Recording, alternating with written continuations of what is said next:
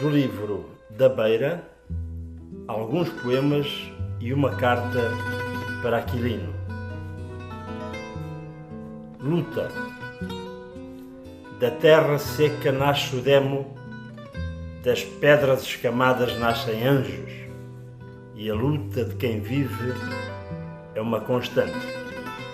Viajar. Ali aonde se vai, fica a saudade de chegar, esperança de poder voltar a ver partir. Aqui onde se chega, não cabe a imensidão de ser, estar no coração alegre vontade de sorrir. Uma noite de verão. A noite tem um brilho artificial e o relógio da torre da igreja é o único movimento constante na contagem do tempo infinito que demora a alcançar as estrelas. A vila dorme, no aconchego das serras, paredes ao vento erguidas, repouso tardio no calor do tempo. Postal ilustrado a preto e dourado, viajante impresso com letras de arte, monumenta assenta em colunas de vida, capitel de pedra, memória granita. Parto de raiva. Do ventre da terra saíram pedras, expôs-se a natureza embrutecida. Um parto dorido, de força, de ruído, eco vazio, memória adormecida. A Luís Veiga Leitão. Caminhos de pedra marcaram seus passos, revolta inspirada nas serras do demo. A vida foi dura cá fora e lá dentro, com dias dourados e minutos cruzados, receando os medos da noite escura. Escreveu raízes, fixou palavras, afrontou letras da injustiça. Às agulhas do ódio preferiu as pedras, rudemente pousadas nos seus caminhos. Da dor libertou o pensamento, voando por cima da ignorância de seres amarrados e mesquinhos. Nem homens, nem cães no tempo perdidos, nem insetos sem asas na lama caídos. Luís, de seu nome, sobreviveu, doou aos livros Veiga e Leitão e sempre disse tudo de seu, vindo da alma e do coração, poemas de amor, tamanho do mundo, suspiros expirados lá longe nos trópicos.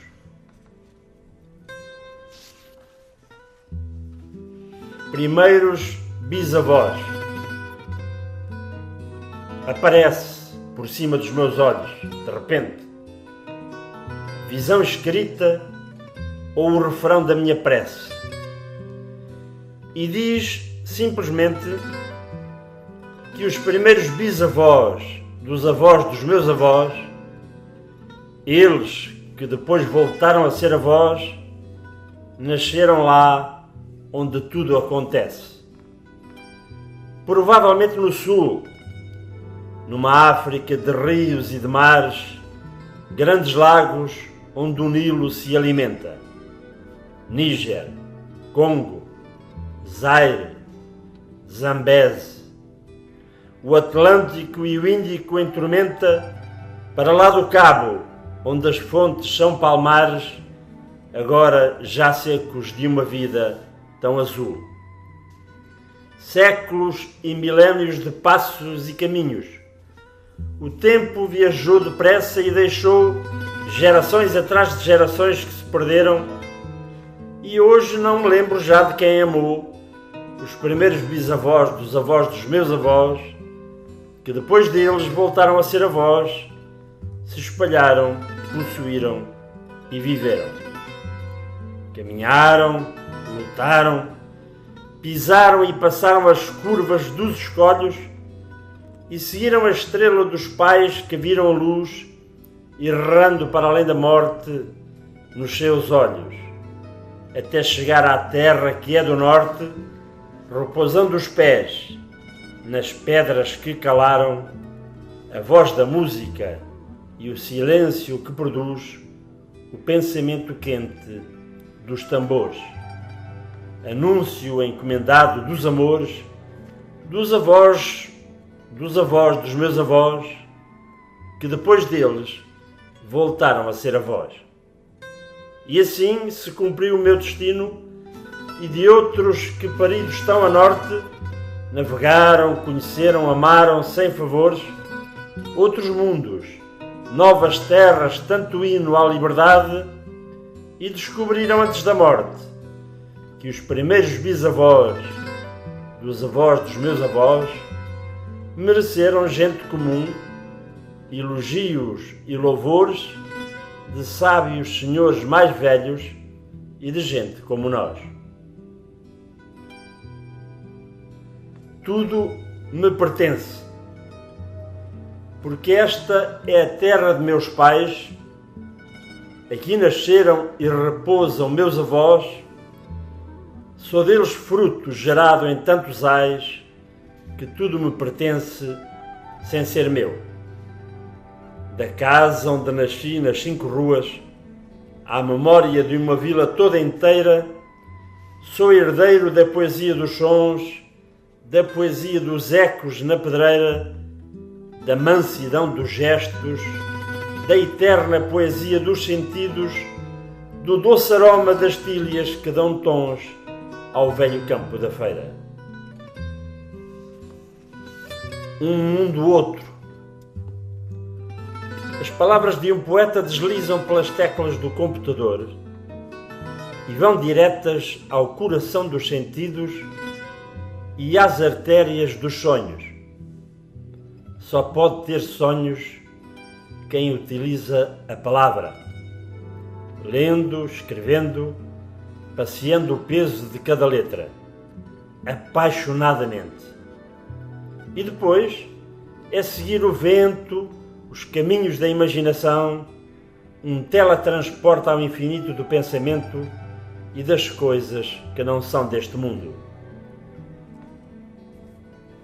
Excertos de uma carta para o mestre Aquilino Ribeiro. Serra da Nave, 3620, Portugal. Ilustre mestre,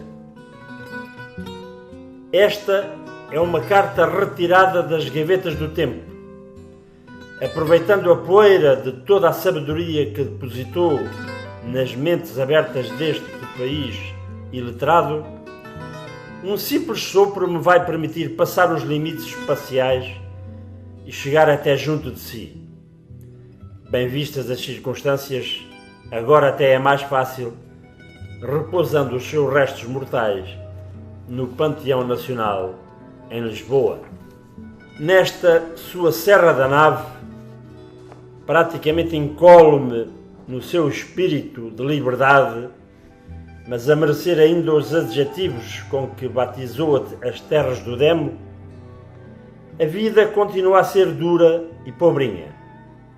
No entanto, o engenho dos homens foi facilitando os acessos, o que de certa forma mingua as dificuldades, mas simultaneamente continua a favorecer a ação do fisco, cada vez mais insensível ao fadaro da existência. Também as antenas dos telemóveis e as torres dos novos moinhos de vento estão a modificar a paisagem. Estas torres armazenam energia cada vez mais cara, porque muito mais rara no subsolo e no caudal dos rios. Por ação irrefletida dos homens, é certo, embora deva reconhecer que o novo poder local tem feito um grande esforço para o desenvolvimento sustentado dos seus municípios, ressalvando os inevitáveis exceções. Mas tem havido investimento, particularmente nas áreas da educação e do desporto, e na resolução das carências socioculturais. Apesar dos anos conturbados da Primeira República e das décadas da ditadura que se lhe seguiram, o que não é novidade para si propriamente, a República renasceu a 25 de abril de 1974, ainda por ação dos militares, mas desta vez no sentido que se supunha ser da esperança, do progresso e do bem-estar. Repostas as liberdades e terminada a guerra colonial, seguiu-se a descolonização dos territórios portugueses em África e na Oceania. Não foi uma descolonização exemplar e, não sendo uma tragédia incomensurável, marcou negativamente os primeiros anos da liberdade e abriu fendas na sociedade portuguesa. Contudo, também é verdade que os avanços de qualquer sociedade se fazem à custa de revoluções e de rupturas. Por isso, o caminho não tem sido fácil. O país não vai bem, portanto. Os políticos são incompetentes, tal como no jornalismo acabou-se a geração da ética, como diria o meu camarada Fernando Martins.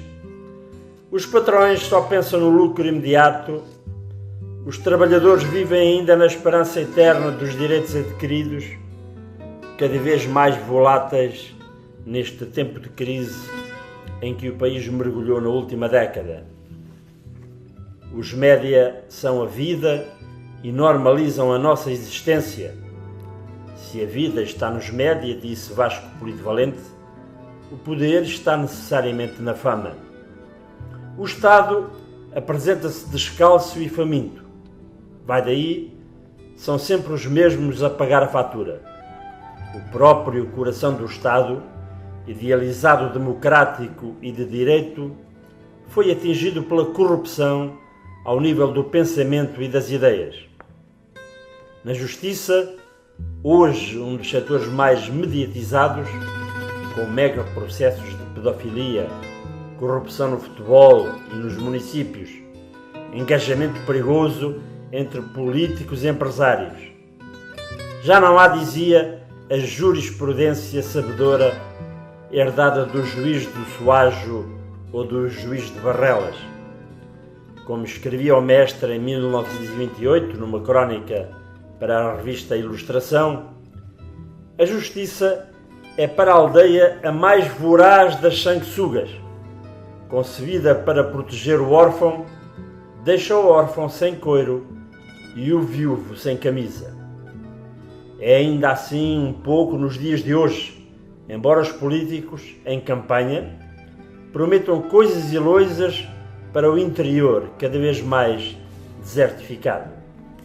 Nesta altura de júbilo, depois de recebido no túmulo dos maiores, deixo à sua reflexão estas notas da memória, de sonhos e de realidade.